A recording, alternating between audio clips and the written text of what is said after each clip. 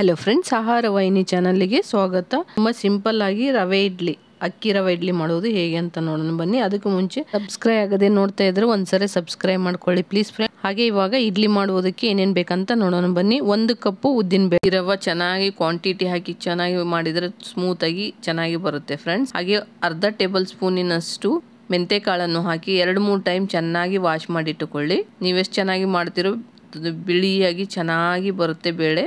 ಹಾಗೆ ಇದಕ್ಕೆ ನೀರನ್ನು ಹಾಕಿ 3ರಿಂದ 4 ತಾಸು ನೆನೆಯಲು ಬಿಡಿ, ಅಥವಾ ಟೈಮ್ ಇಲ್ಲಾಂದ್ರೆ 2 ತಾಸು ನೆನೆಸಿ ಸಾಕು. ಹಾಗೆ ಇದಕ್ಕೆ ರವೆ 3.5 ಕಪ್ ರವೆಯನ್ನು ತೆಗೆದುಕೊಳ್ಳಿ. 3.5 ಕಪ್ ಅಕ್ಕಿ ರವೆ. ನಿಮಗೆ ಅಕ್ಕಿ ರವೆ ಅಂಗಡಿಯಲ್ಲಿ ಸಿಗುತ್ತೆ, ಬೇಕಂದ್ರೆ ನೀವು ರವೆ ಕೂಡ ಮಿಷಿನ್ ಹೋಗಿ ರವೆ ಕೂಡ ಅಕ್ಕಿಯಿಂದ ಒಡಿಸಿಟ್ಟುಕೊಳ್ಳಬಹುದು. ತುಂಬಾನೇ ಟೇಸ್ಟಿಯಾಗಿ ಬರುತ್ತೆ. 3.5 ಕಪ್, 1 ಕಪ್ ಉದ್ದಿನ ಬೇಳೆಗೆ 3.5 ಕಪ್ ರವೆಯನ್ನು ತೆಗೆದುಕೊಳ್ಳಬೇಕು. ಹಾಗೆ ಇದಕ್ಕೆ ನೀರನ್ನು ಹಾಕಿ 2 ಸರಿ ಚೆನ್ನಾಗಿ ತೊಳೆದುಕೊಳ್ಳಿ. ಆದ್ರೆ ನೀರು ಹಾಕಿದ ತಕ್ಷಣ ನೀರನ್ನು ಬಸಿಯಕ್ಕೆ ಹೋಗ್ಬೇಡಿ. 1 ನಿಮಿಷ ಅಥವಾ 1-2 ಸೆಕೆಂಡ್ ಬಿಟ್ಟರು ರವೆ ಕೆಳಗೆ ಹೋಗಿ ನೀರು ಬರುತ್ತೆ. ಆವಾಗ ನೀರನ್ನೆಲ್ಲ ಬಸಿದು ಇದಕ್ಕೂ ಕೂಡ ನೀರನ್ನು ಹಾಕಿ ನಾವು ಉದ್ದಿನ ಬೇಳೆ ಯಾವಾಗ ರುಬ್ತೀವೋ ಅದುವರೆಗೆ ಇದು ಕೂಡ ಚೆನ್ನಾಗಿ 2ರಿಂದ 3 ತಾಸು ಚೆನ್ನಾಗಿ ನೆನೆಯಲಿ. ಇಡ್ಲಿ ರವೆ ಹಾಕಿದರೆ ಉದ್ದಿನ ಬೇಳೆ ನೆನೆ ಇಟ್ಟರೆ ಸಾಕು, ತುಂಬ ಸಾಫ್ಟ್ ಆದ ಇಡ್ಲಿ ಚೆನ್ನಾಗಿ ಬರುತ್ತೆ. ನೋಡಿ ಇವಾಗ ಉದ್ದಿನ ಬೇಳೆ ಎಷ್ಟು ಚೆನ್ನಾಗಿ ನೆಂದಿದೆ ಅಂತ. ಇವಾಗ ಒಂದ್ಸರಿ ನೀವು ಇನ್ನೊಂದ್ಸರಿ ತೊಳೆದುಕೊಳ್ಳಬೇಕು ಫ್ರೆಂಡ್ಸ್, ಇಲ್ಲಾಂದರೆ ಸ್ಮೆಲ್ ಆಗುತ್ತೆ. ಅದಕ್ಕೋಸ್ಕರ ಇನ್ನೊಂದ್ಸರಿ ನೀರು ಹಾಕಿ ಚೆನ್ನಾಗಿ ತೊಳೆದುಕೊಳ್ಳಿ. ಹಾಗೆ ರವೆಯೂ ಕೂಡ ನೋಡಿ ನೀರೆಲ್ಲ ಮೇಲೆ ಬಂದು ಈ ಥರ ನಿಂತಿದೆ ಅಂತ ಚೆನ್ನಾಗಿ ನೆಂದಿದೆ ರವೆ. ಈ ನೀರನ್ನು ಬಸಿದು ಇವಾಗ ಮಿಕ್ಸಿ ಜಾರಿಗೆ ಉದ್ದಿನ ಬೇಳೆ ಮಾತ್ರ ಹಾಕಿಕೊಳ್ಳಿ. ಉದ್ದಿನ ಬೇಳೆಯನ್ನು ಮಿಕ್ಸಿ ಜಾರಿಗೆ ಹಾಕಿಕೊಳ್ಳಿ. ಅರ್ಧ ಟೇಬಲ್ ಸ್ಪೂನಿನಷ್ಟು ಮನೆಯಲ್ಲಿ ಮಾಡಿಟ್ಟ ರೈಸ್ ಅನ್ನವನ್ನು ಹಾಕಿಕೊಳ್ಳಿ. ಅರ್ಧ ಕಪ್ಪಿನಷ್ಟು ನೀರನ್ನು ಹಾಕಿ ಇದನ್ನು ಇಡ್ಲಿ ಹಿಟ್ಟಿನ ಅದಕ್ಕೆ ನುಣ್ಣಗೆ ರುಬ್ಬಬೇಕು. ಬಬಲ್ಸ್ ಬರಬೇಕು, ಆ ಥರದಲ್ಲಿ ರುಬ್ಬಿದರೆ ಚೆನ್ನಾಗಿ ಬರುತ್ತೆ. ಇವಾಗ ರವೆಯನ್ನು ಒಂದು ಪಾತ್ರೆಗೆ ಹಾಕಿಕೊಳ್ಳಿ. ನೋಡಿ ಎಷ್ಟು ಚೆನ್ನಾಗಿ ನೆಂದಿದೆ.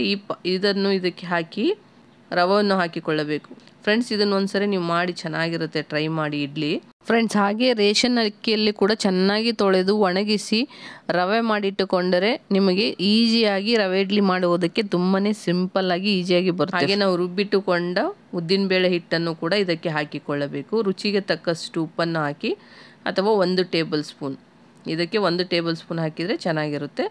ಇದನ್ನು 2ರಿಂದ 3 ನಿಮಿಷ ಚೆನ್ನಾಗಿ ಮಿಕ್ಸ್ ಮಾಡಿ. ನೀವು ಕೈಯಿಂದ ಚೆನ್ನಾಗಿ ಮಿಕ್ಸ್ ಮಾಡಿದರೆ ಹಿಟ್ಟು ತುಂಬಾ ಸ್ಮೂತಾಗಿ ಬರುತ್ತೆ.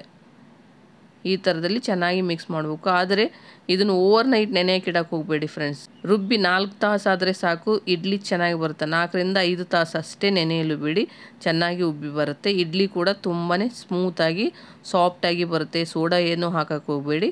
ಹಾಗೆ ಇದನ್ನು ಚೆನ್ನಾಗಿ ಮಿಕ್ಸ್ ಮಾಡಿದರೆ ಇದನ್ನು ಕೂಡ ಉಬ್ಬಿದ ಮೇಲೆ 1 ನಿಮಿಷ ಚೆನ್ನಾಗಿ ಮಿಕ್ಸ್ ಮಾಡಿ. ಈ ಥರದಲ್ಲಿ ಚೆನ್ನಾಗಿ ಮಿಕ್ಸ್ ಮಾಡಿದರೆ ಇಡ್ಲಿ ಸಾಫ್ಟಾಗಿ ಚೆನ್ನಾಗಿ ಬರುತ್ತೆ. ಈ ಹಿಟ್ಟು ನೀವು ಎಷ್ಟು ಚೆನ್ನಾಗಿ ಮಿಕ್ಸ್ ಮಾಡ್ತಿರೋ ಅದ್ರ ಮೇಲೆ ಡಿಪೆಂಡ್ ಆಗಿರುತ್ತೆ.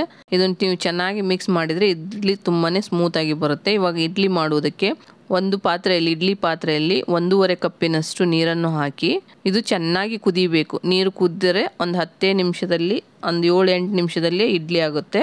ಇವಾಗ ಇಡ್ಲಿ ಪಾತ್ರೆಯಲ್ಲಿ ಹಿಟ್ಟನ್ನು ಹಾಕಿ ನೋಡಿ, ಈ ಥರದಲ್ಲಿ ದಪ್ಪ ಹಾಕಿದರೆ ದಪ್ಪದಾಗಿ ಬರುತ್ತೆ, ತಿಳು ಹಾಕಿದರೆ ತಿಳುವಾಗಿ ಇಡ್ಲಿ ಚೆನ್ನಾಗಿ ಬರುತ್ತೆ.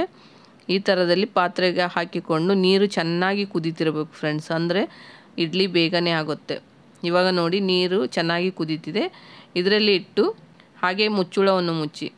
ಈ ಮುಚ್ಚಳವನ್ನು ಮುಚ್ಚಿದರೆ ಒಂದು 10 ನಿಮಿಷ ಸಾಕು. ಇಡ್ಲಿ 8ರಿಂದ 10 ನಿಮಿಷ ಸಾಕು, ಚೆನ್ನಾಗಿ ಬೆಂದಿರುತ್ತೆ. ಇವಾಗ ನೋಡಿ ಇಡ್ಲಿ ರೆಡಿ. ತುಂಬ ಸಾಫ್ಟಾಗಿ ಇಡ್ಲಿ ಚೆನ್ನಾಗಿ ಬರುತ್ತೆ, ಈಸಿಯಾಗಿ ಕೂಡ ಇರುತ್ತೆ. ನಿಮಗೆ ಬೇಳೆ ಹಾಗೂ ಅಕ್ಕಿ ಕೂಡ ನೆನೆ ಹಾಕೋದು ಬೇಡ, ಓನ್ಲಿ ಉದ್ದಿನ ಬೇಳೆ ನೆನೆ ಹಾಕಿದರೆ 2 ತಾಸಲ್ಲಿ ಹಾಕಿಕೊಂಡ್ರೂ ಕೂಡ ಇಡ್ಲಿ ಚೆನ್ನಾಗಿ ಬರುತ್ತೆ ಫ್ರೆಂಡ್ಸ್.